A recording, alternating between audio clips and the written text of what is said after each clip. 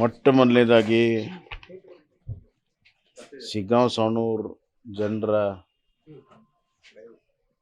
ಒಂದು ತೀರ್ಪೇನಿದೆ ಅದನ್ನು ನಾವು ತೆರೆಬಾಗಿ ಒಪ್ಕೊಳ್ತೀನಿ. ಅವರ ತೀರ್ಪನ್ನು ನಾನು ಗೌರವಿಸ್ತೇನೆ, ಸ್ವೀಕಾರ ಮಾಡ್ತೀನಿ.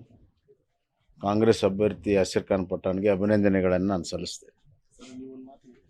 ಒಂದು ನಿಮಿಷ ಪೂರ್ತಿ ಮಾಡಿ.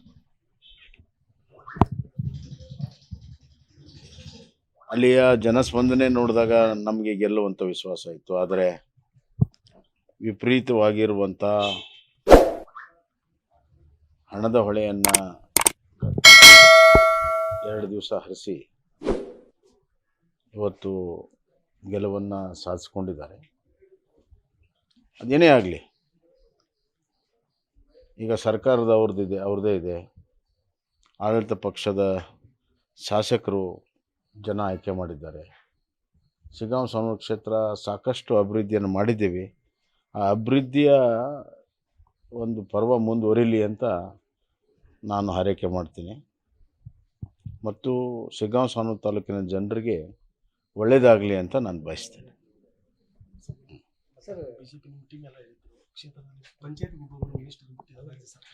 ಅದೆಲ್ಲ ಗೊತ್ತಾಗಿದೆಯಲ್ಲ. ಈಗ ಸುಮಾರು 10 ಜನ ಸಚಿವರು, 40ಕ್ಕಿಂತ ಹೆಚ್ಚು MLAಗಳು, ಮಾಜಿ MLAಗಳು ಎಲ್ಲರೂ ಬಂದು ಅನೌನ್ಸ್ ಮಾಡಿದ್ದಾರೆ. ಅದಕ್ಕೆ ನೀವು ಕೂಡ ಹೇಳಿದ್ರಲ್ಲ ಬೊಮ್ಮಾಯಿ ವರ್ಸಸ್ ಸರ್ಕಾರ ಅಂತ. ಇಲ್ಲಿ ಸರ್ಕಾರದ ಯಂತ್ರ, ಹಣ, ಅದರ ಲಾಭದಿಂದ ಅವ್ರು ಗೆದ್ದಿದ್ದಾರೆ.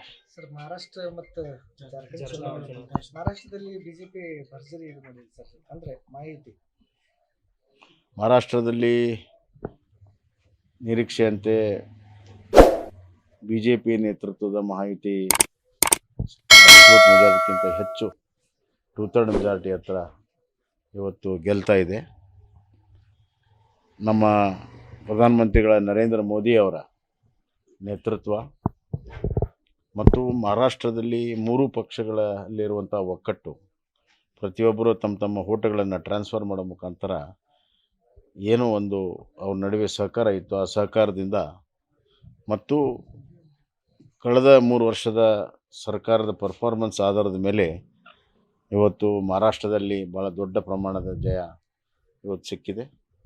ಇದು ನರೇಂದ್ರ ಮೋದಿ ಅವರ ಲೋಕಸಭಾ ನಂತರ ನರೇಂದ್ರ ಮೋದಿಯವರು ಪರವಾಗಿ ಜನ ಗಟ್ಟಿಯಾಗಿ ನಿಂತಿರುವಂಥದ್ದು ಸಾಕ್ಷಿಯಾಗಿದೆ. ಮತ್ತು ವಿರೋಧ ಪಕ್ಷ ಕಾಂಗ್ರೆಸ್ಸು ಏನು ಲೋಕಸಭಾದಲ್ಲಿ ಕೆಲವು ಸೀಟುಗಳನ್ನು ಹೆಚ್ಚಿಸಿ ಬಿಗಿತಾ ಇದ್ದರು, ಅವರಿಗೆ ಅವರ ಸ್ಥಾನವನ್ನು ಮಹಾರಾಷ್ಟ್ರ ಜನ ತೋರಿಸಿದ್ದಾರೆ. ಸರ್, ಈ MP ಚುನಾವಣೆಯಲ್ಲಿ ಶಿಗ್ಗಾಂವ್ ಕ್ಷೇತ್ರದಲ್ಲಿ ಸ್ವಲ್ಪ ಕಡಿಮೆ ಅಂತರ ಬಂದಿತ್ತು ಸರ್.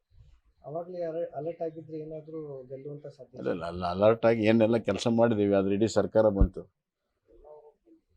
ಕೆಲವು ವಿಚಾರಗಳನ್ನು ನಾವು ಬೇರಂಗೆ ಹೇಳೋಕ್ಕಾಗಲ್ಲ. ಭಾಳ ದೊಡ್ಡ ಪ್ರಮಾಣದಲ್ಲಿ ಆಡಳಿತ ಯಂತ್ರ, ಮಂತ್ರಿಗಳು, ಹಣದ ದುರುಪಯೋಗ ಭಾಳ ಆಗಿದೆ. ಮತ್ತು ಸಾಮಾನ್ಯವಾಗಿ ಉಪಚುನಾವಣೆಯಲ್ಲಿ ಸರ್ಕಾರಕ್ಕೆ ಒಂದು ಅಡ್ವಾಂಟೇಜ್ ಇರ್ತದೆ. ನಾವು ಕೂಡ ಒಂದು ಕಾಲದಲ್ಲಿ 17 ಬೈ ಎಲೆಕ್ಷನಲ್ಲಿ 13 ಗೆದ್ದಿದ್ವಿ. ಇದು ಸರ್ಕಾರದ ಪರ್ಫಾರ್ಮೆನ್ಸ್ ಮೇಲೆ ಇದು ಒಂದು ಹೋಟ್ ಅಂತಲ್ಲ. ಹಿಂದೆ ನಾವು 17 ಗೆದ್ದಿದ್ವಿ, ಆ 17ರಲ್ಲಿ 13 ಗೆದ್ದಿದ್ವಿ. ತದನಂತರ ನಾವು ಸರ್ಕಾರ ಕಳ್ಕೊಂಡಿದ್ದೆ. ಹೀಗಾಗಿ ಕಾಂಗ್ರೆಸ್ ಪಕ್ಷ ತಮ್ಮ 1.5 ವರ್ಷ ಆಡಳಿತಕ್ಕೆ ಸರ್ಟಿಫಿಕೇಟ್ ಅಂತ ತಿಳ್ಕೊಳ್ಳೋ ಅವಶ್ಯಕತೆ ಇಲ್ಲ.